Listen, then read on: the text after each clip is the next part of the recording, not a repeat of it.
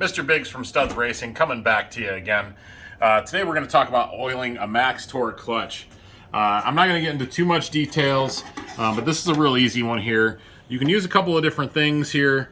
You can use like a 30 weight oil, which I have in the bottom here. I have this oil squirter, which has like 530 in it. It's a little bit thinner, which means it will run out of the bushing quicker.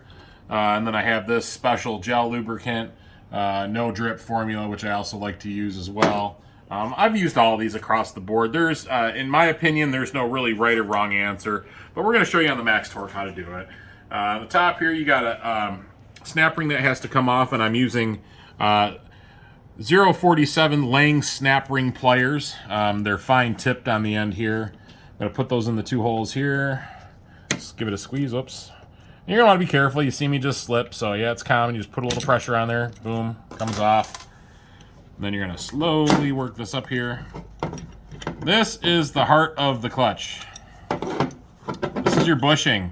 Anytime you're riding, you're going to be going on the mini bike for a while, or your goat kart for a little while, or you have a Memorial Day plan to go out and ride with your buddies, or you know, you're in the heart of Detroit here, you're heading down to downtown on the bike. You're going to want to put a couple drops of oil on it.